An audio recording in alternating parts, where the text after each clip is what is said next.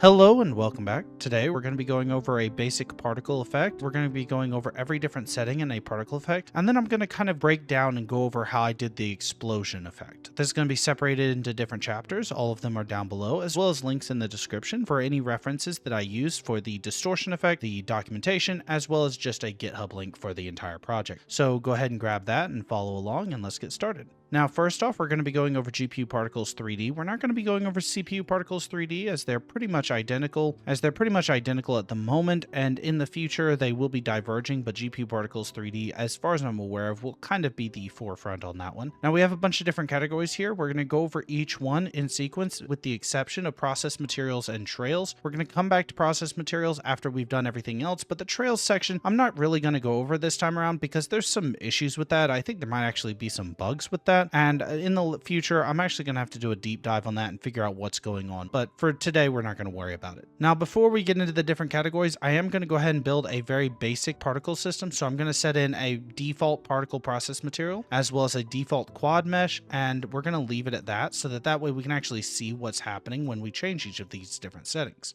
So starting up at the top, we have a couple different options for emitting as well as the emitting amount, and an amount ratio as well as a sub-emitter. Now, the amount ratio is just going to be used to control the amount of particles emitting without manipulating the ones that are already there. So that way, via code, we can fade in or out the amount of particles we're emitting, and the particles that have already emitted will just stay there. So that way you can squeeze off like a steam valve or something like that. Next up, we have time, which handles everything having to do with the lifespan of the different particles and how they function. So the first option is lifetime. So if we set that up to, say, 0.5, it will only last half a second. One shot means all of the particles will emit, and then the emission will turn off. So if we turn it back on, we can see all the particles emit, all 8 of them, and then it turns itself off. Next up, we have pre-process. Now, pre-process just means if we go ahead and turn this off, we set pre-process to 1 second. When we turn it on, all the particles will already be in motion. This can be very useful for if you have like ambient environment effects and you want the smoke to already be billowing up when the player sees them. Speed scale is just going to manipulate the speed at which everything moves. So if we set that down to 0.1, you can see they're moving down at a very slow speed, but as a result, they kind of jitter a little bit. I think this has to do with interpolation. If you turn that off, it will work, but just be aware of that. If you have interpolation on, you're going to get this result with speed scales at very slow amounts. You're also going to get that if you limit the velocity. Next up, we have explosiveness. So if we set this value back up to 8 and we set the explosiveness to 1, this means that all 8 particles are being spawned at the exact same time. This can obviously be very useful for things like explosions. Randomness is just going to be handling the randomness amount of particles that emit. So if we set this to 1, then sometimes particles will emit, sometimes they won't. And if you set it to 1 shot, then basically it means that between 1 and 8 particles will emit every time we execute this. Now, the collision is going to be used for bouncing off of objects. If we go ahead and go down to the process material and we set collision mode to rigid, set the bounce to 1, and we add a new node for a collision box 3D.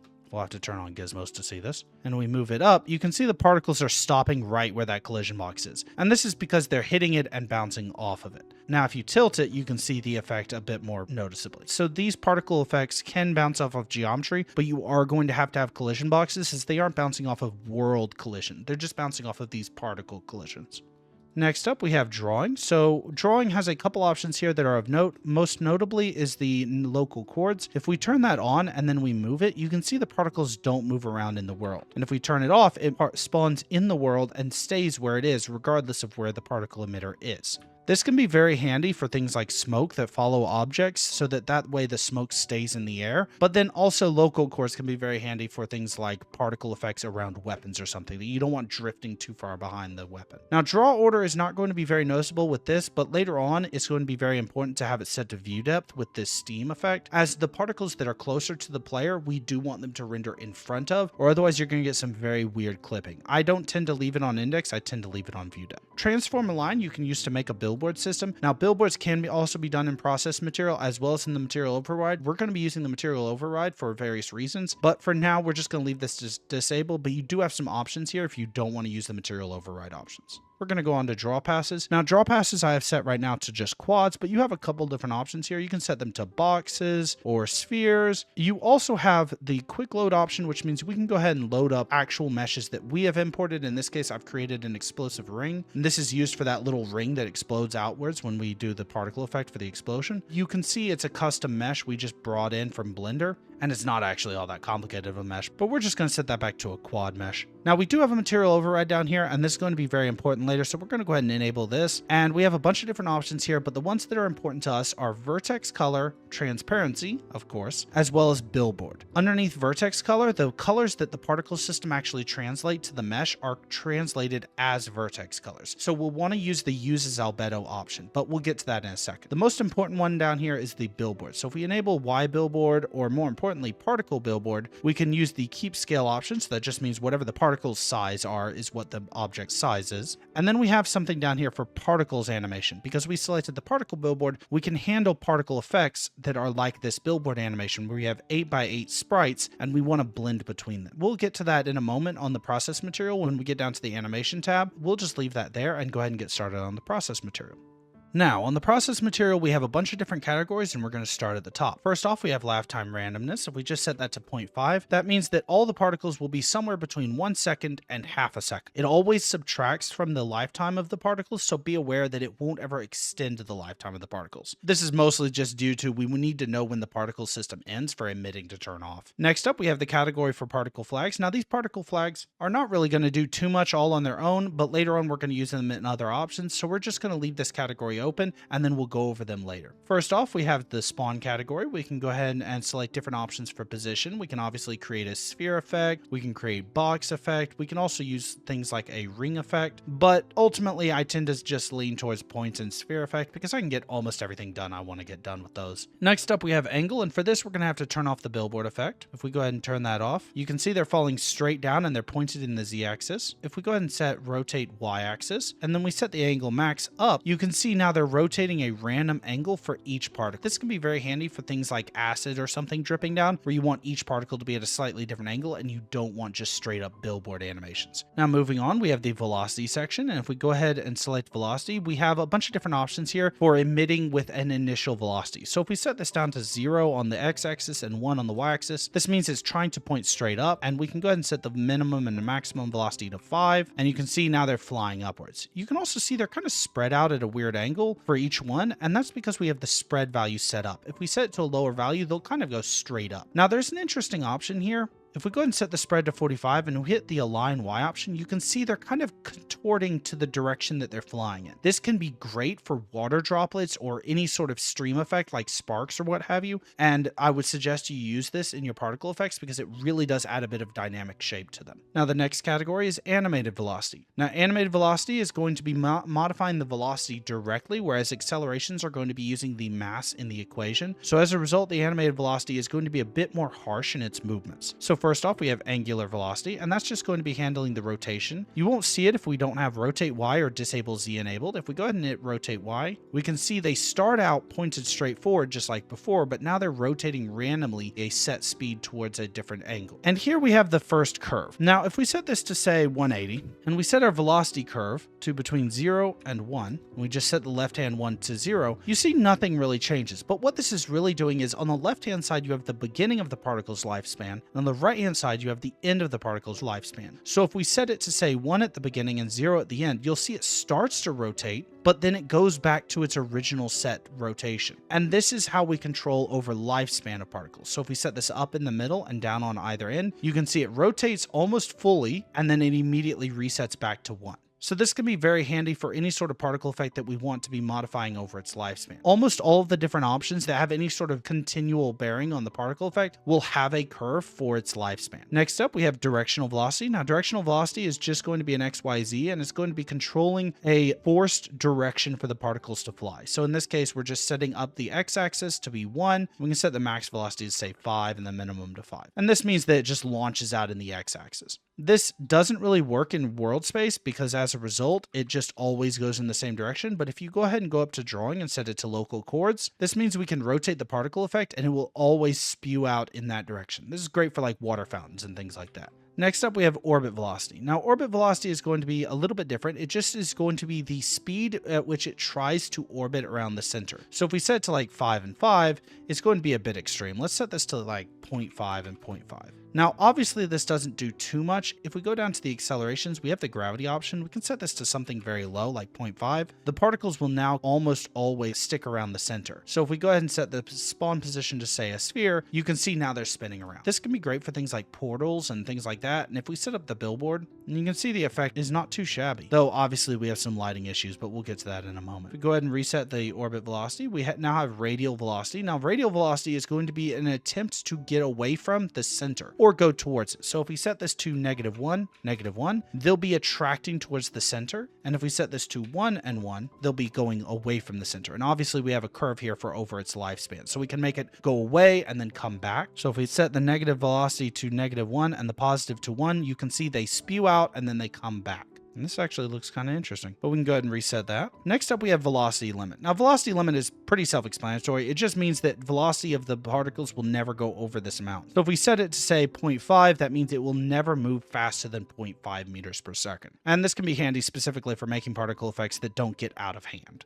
Moving on to accelerations, obviously we have gravity, which we've already discussed. If we reset it, it goes back to -9.8. Then we also have linear acceleration, which just kind of exaggerates any movement. So if we set this down to -0.5, you can see they're moving down pretty slowly. If we set the linear acceleration to 100, you can see it just speeds up whatever movements it's already doing. So if you have a particle system that looks good, but you want it to be a little bit more exaggerated, you can bump this up to exaggerate those movements. You can also use it to randomize the movement. So if we set it to 0 to 2, you can see that some of them are moving faster than others now. Next up, we have radial acceleration, which works exactly like the radial velocity and animated velocity. If we set it from 5 to 5, it just means that it's going to accelerate away from the center at 5 meters per second. But this is once again in handling with gravity and dampening. So if we reset gravity, we can see they fly out, but they also go straight down as well. Next up, we have tangential acceleration. And just like linear acceleration, this is going to work only when they've already been moving, but it's going to be moving at an angle away from whatever the current path is. So if we set it from 5 to 5, it will always move at a perpendicular angle to whatever movement it's currently already doing. So if it's falling, then they will kind of like spread out at the bottom as they try to move in a perpendicular angle. Next up, we have dampening. Now, dampening is just going to tone down whatever movements you do. So if you set this from 5 to 5 on minimum and maximum, you can see it already tones down the effect. If we set this up even higher, it'll tone it down more. And you can use this to kind of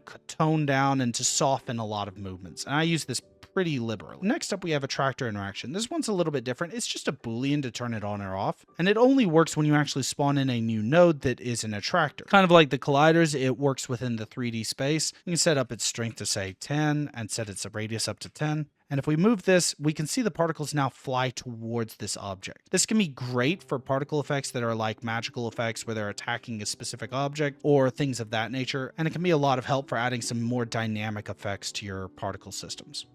Now, the next category is display, and this is going to handle everything with how the particles look. So the first option is scale. If we just set it from 5 to 5, we can see now all the particles are larger. And if we set it from 1 to 5, you'll see they kind of randomly select a different size for each one. Now, we also have a curve, and this curve on this one is of particular note. If we set it down to a low value, you can see they're growing over time. This can be great for things like smoke, and a lot of particles, we want them to look like they're dissipating over time, and this is how I tend to do that. The next option we have is scale over velocity. So if we go ahead and create a new curve, we have a couple options here. The minimum and maximum are just kind of the range, the frame of reference. So if we set it from 1 to 10, then that means that 10 is the maximum velocity that it considers on this curve. And then the curve handles the scale. So if we set it, say, down to close to 0 and up to 3, that means that at 10 velocity, it will now be 3 meters wide. And at some low value like 0.2, it will be 1 meter wide. So that can be used to make all sorts of particle effects. Next up, we have color curves, which because we set the vertex color down here, we can go ahead and manipulate the particles color directly from here.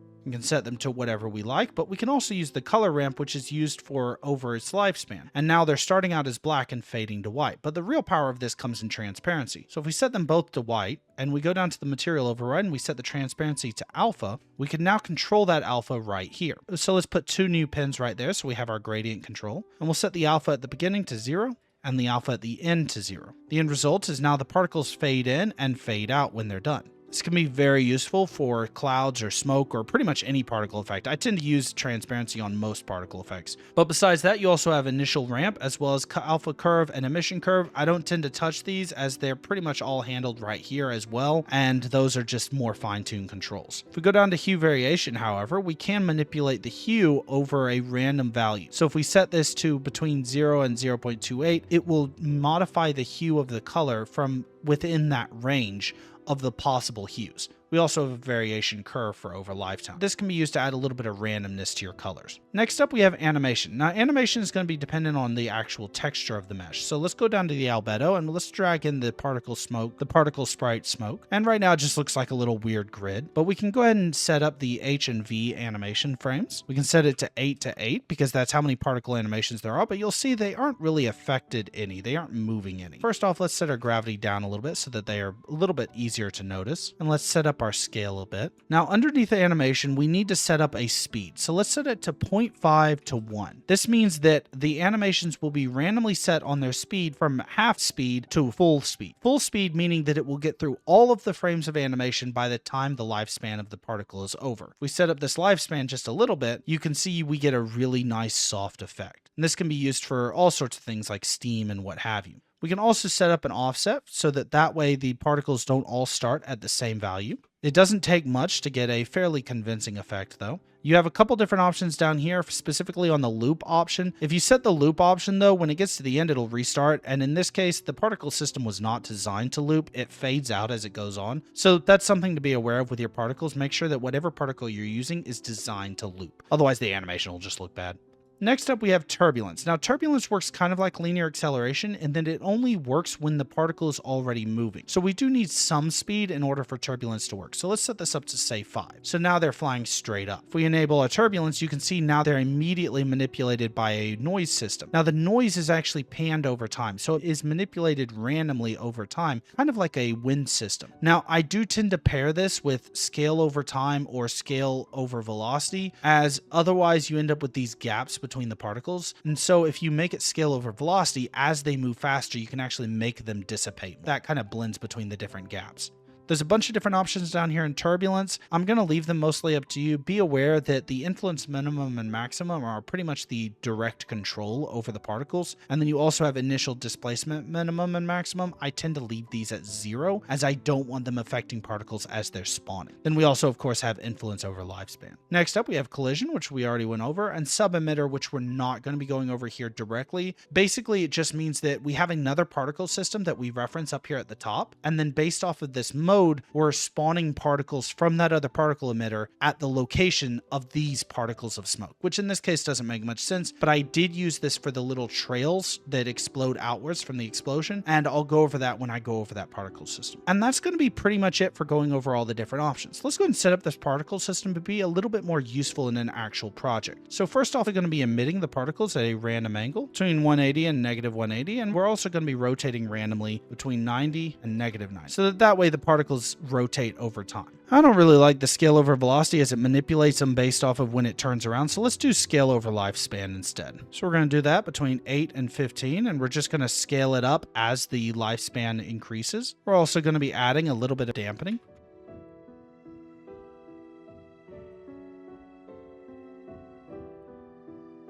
We're also going to be increasing that lifespan.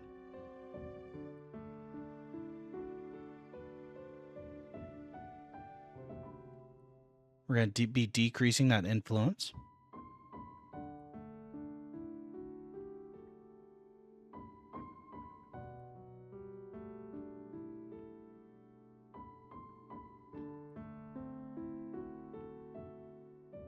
All right, and now we have a pretty concise effect. We're not having too much turbulence, and the scale looks pretty convincing as if it's like a steam leak or something. But there's a couple effects that I want to actually manipulate using the material. So you can see right now the lighting on it just doesn't look very good. So let's go ahead and fix that. If we go down to the material override, we can use backlighting to make it look a little bit more realistic. Now when we look towards the sun, it doesn't look super dark on the particles. And we also want to go ahead and handle how it's clipping with terrain. We can go down to the proximity fade and turn that on. Now it'll just fade out when it's close to terrain.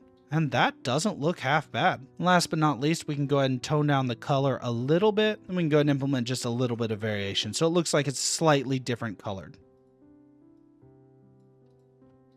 Now we have a particle effect that doesn't look terrible. So that's going to be it for this particle effect. We're going to go ahead and go on to the explosion and go over how I did that, but it's not going to be directly a tutorial. It's just going to be kind of going over how I implemented it. So over here in the explosion, you can see a lot of different options, and most notably, you can see there's a lot of different layers. If there's one thing you take away from this explosion, it's that having multiple layers is how you get those really good effects that look very convincing. As right now, one particle system really can't do everything by itself. So we have a couple different options here, and we're going to go through them in timeline based off of when the animation player actually is executing them. Now, I did everything through an animation, and I'll show you how to set that up in just a moment, but let's get started on the actual explosions. So first off, we have the internal explosion, which is just the ball of fire that immediately starts when the explosion starts. That's emitted right after the particle system is spawned. Then we have an explosion ring that's just like that shock wave and that dust cloud that comes out in a ring, and that's using that custom mesh that I did before, and also using radial velocity to kick it out into a circle away from the spawn point. Next up, we have our primary explosion and our primary shockwave. Now, the primary explosion is where we get a lot of that smoke. Now, that smoke's using a custom shader that uses a 3D noise texture in world space. So basically, the mesh moves through the world and the noise that creates the clouds don't. As a result, you get this kind of billowing effect where it's like the smoke is moving up through the atmosphere, and it looks pretty convincing. Now, this is using a custom shader. We're not going to go over that because that's a bit of out of scope for this tutorial, but in the future, I will be doing a tutorial on how to make a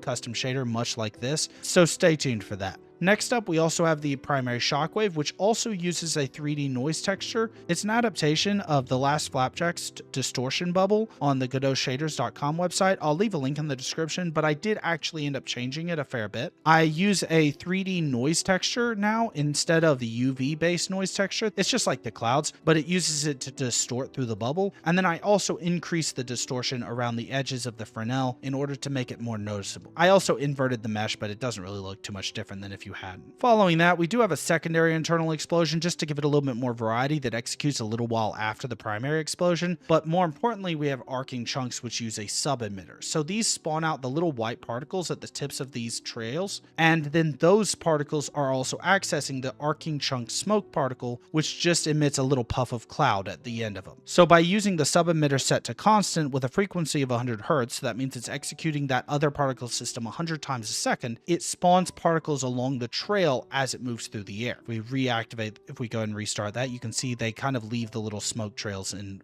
their wake. Now, something important to note, when you have a particle system you're using as a sub-emitter, the amount right here is not the number of particles it emits every time, it's the maximum number of particles this particle system is allowed to emit. So if, for example, in this case, we have arcing chunks, we have between 4 and 8 particles that are emitting, and each one is emitting at 100 times a second. So as a result, I set the value to 1,000 so that it has more than enough to handle all of the little chunks flying through the air. And the end result is not too bad. Next up, we have a simple little collision here, just like we used with the other ones. This isn't ideal. I would love to use real world geometry for the colliders, but obviously that's not available at the moment, so this is kind of a makeshift solution for now. We also have an explosion light that just gives it kind of a glow when it explodes, and we're controlling that through the animation. And finally, we have sparks, which spawn way after everything else. So once the primary explosion has kind of dissipated up into the air a little bit, we spawn these particles within that explosion to make it look like little embers coming down from the explosion. And all of this is just handled through the animation. You'll also note we have the explosion prefab right here running a queue free after about 10 seconds. And that just handles all the cleanup right there. We don't have to have any script that automatically deletes this animation or anything. It just handles it with the animation player. Now on the animation itself, you'll notice we do have it on autoplay on load. So that means we can just spawn in this prefab anywhere and it'll just handle the explosion.